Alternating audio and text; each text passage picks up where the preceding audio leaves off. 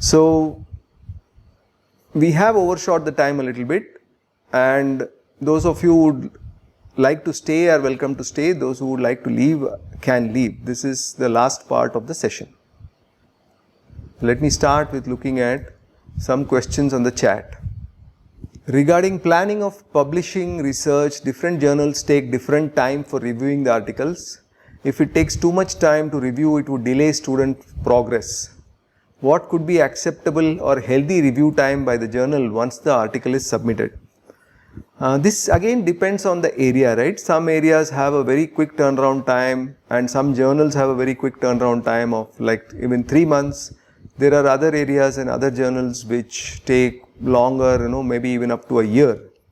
So this is very specific to your area, and what is the way to decide that is to look at a few journals which people in your area publish and see the time that that journal takes for review.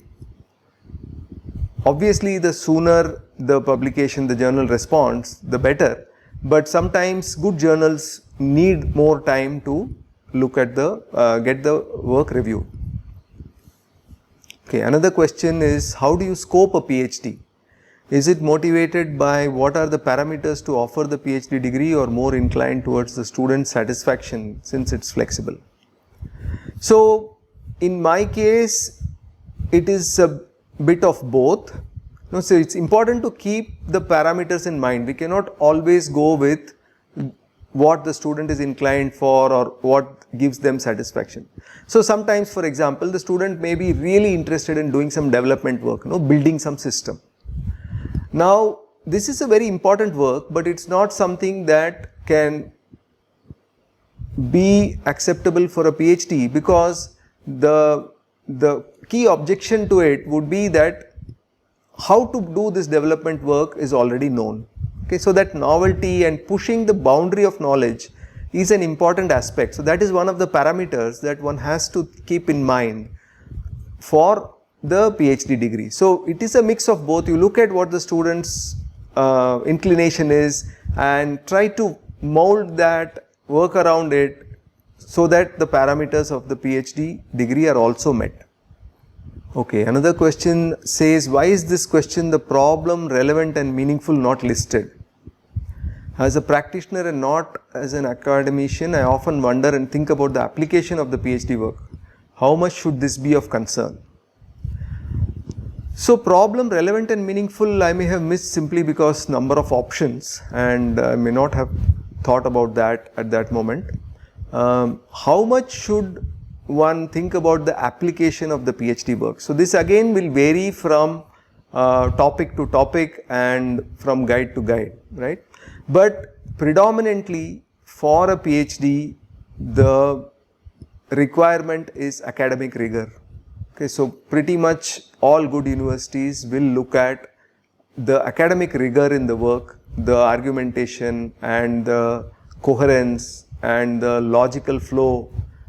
So what would be a good intermediate step would be to go in the direction of applying the work, but for the thesis to do a small pilot and work at that scale. Okay, some universities offer practice-based PhDs, that is true, but even in practice-based PhDs, there is a notion of rigor which has to be maintained. So is the extension or application of PhD problem beyond a PhD a priority for the different research guide positionalities on the continuum? Yes, that is true. That again, different people have different approaches based on their position. Like relevant meaningful problem could get abandoned after the degree because that may not be the direction in which the guide is going, or that may just have been the student's interest. So that does happen, and sometimes the student takes it further, because we started with their interest. If it started with the guide's interest, the guide takes it further.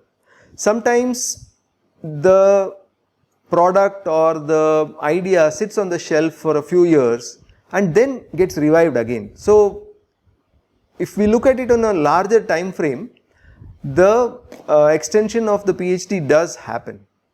Okay. As a guide, how do I team up MTech and PhDs into a single research project? I feel this may accelerate PhD and help PhD students learn to work in a team, and this also helps MTech learn how to do research. This is a very important point, and it is a common practice in all good academic lab settings to team up MTechs and PhDs into a single project. So often the way to do that is to carve out pieces of the PhD problem or related problem which the MTech student can work on. So the requirement of novelty and positioning and soundness is much higher for the PhD. On the other hand, the MTech student can work on a development type of a project which is closely related to the PhD. So the PhD student may actually be able to use the work done by the MTech student with due credit. They may write papers together, or the MTech student, for example, may have built a system using which the PhD student's experiment can continue. So there are many ways in which this can be done. And it need not be restricted to MTech students, it could be undergrads, it could be interns and so on. If the PhD candidate is a faculty and publishing journal paper with his student as first author and faculty as corresponding author, who will carry more weightage? So there is not much of a value for corresponding author.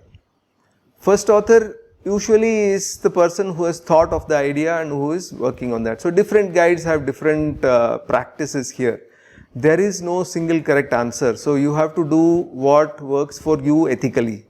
So you have to think about how much you have contributed, how much the student has contributed, and look at the bigger picture and decide who should be the first author and so on. Enabling unmute in a moment.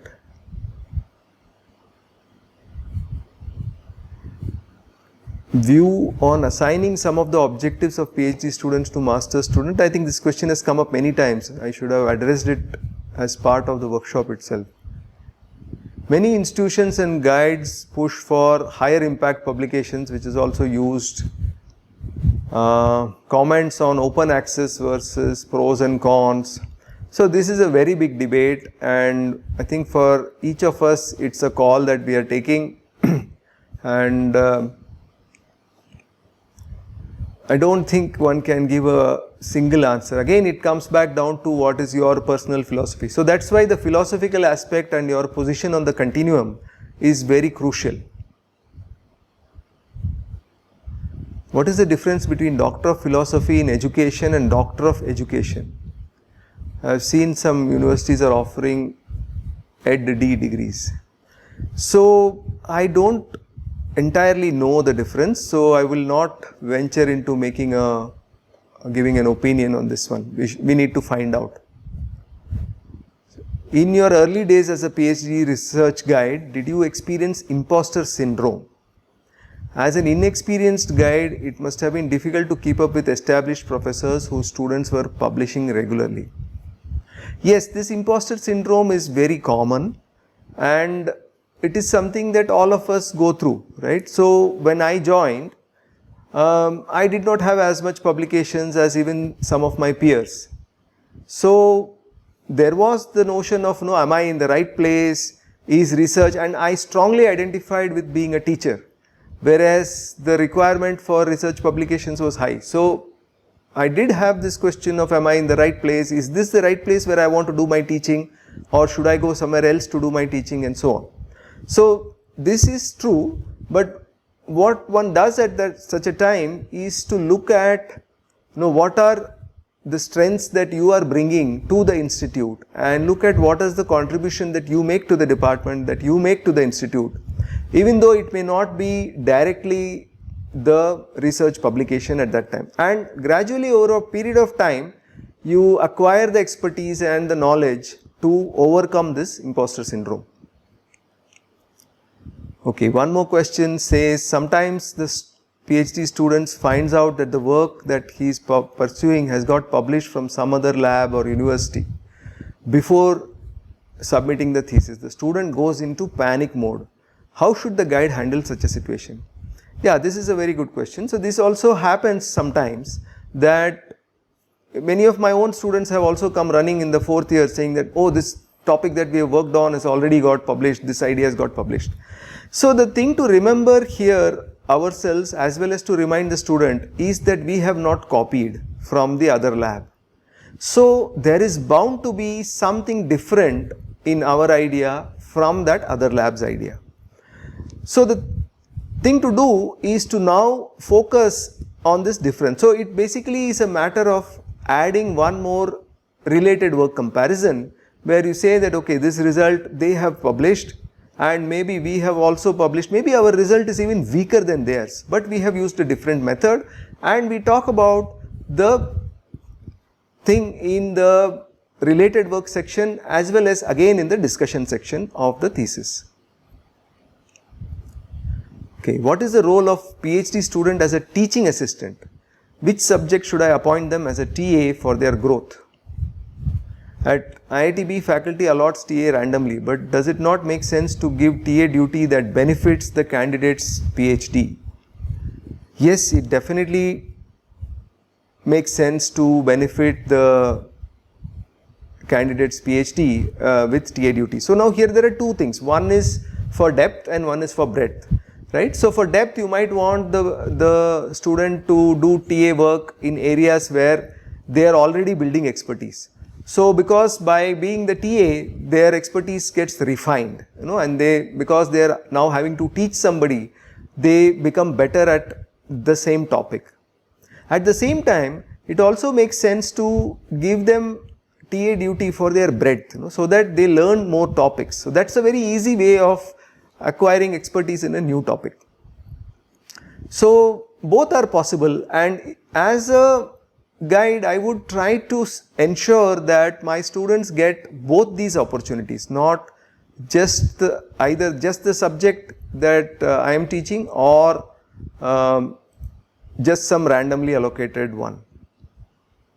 Okay, so that seems to bring us to the end of live questions. Let me see how to unmute all. Okay, I think I have allowed unmute all, so those of you who want to speak can speak. There are a couple of more questions before that.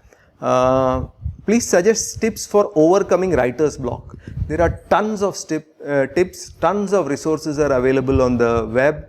One very simple thing that can be done is to have a writer's club or a writing club, where a group of students meet together, close all their social media for a while and say that, okay, we are going to get this writing done in small chunks. So it need not be a large chunk, it can be even as much as an hour, where each student decides that I am going to write one paragraph, and they make commitments to each other saying that I will do this in this 1 hour block. So they do it together. So our students have successfully used this strategy over the years to overcome writer's block themselves and help peers to overcome this writer's block. What is your suggestion on the candidates who have started their research on a later stage after substantial work experience? How to cope with peer pressure?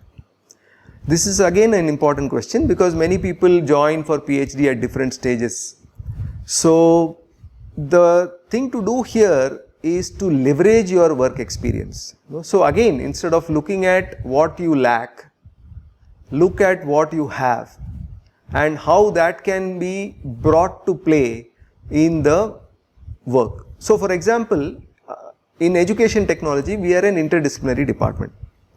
So most of the students have not undergone courses in learning sciences before they come to our department.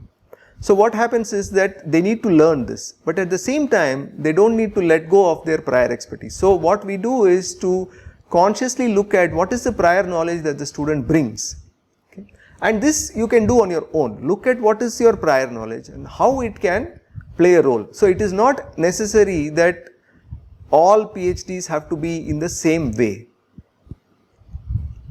So leveraging your work experience, trying to, maybe it will play a role in defining the problem differently. Maybe it will play a role in identifying a slightly different execution strategy, or maybe you have access to working professionals which others don't have access. So what is required is to look at what is it that you bring to the PhD rather than what the others are doing in their PhDs. Okay, so I think that's all the questions in the chat. So if anybody wants to unmute and speak, now is your chance. Okay, nobody, then this is the last slide. This presentation will soon be available, and thank you everybody for joining this workshop. Yeah, so we can close the meeting.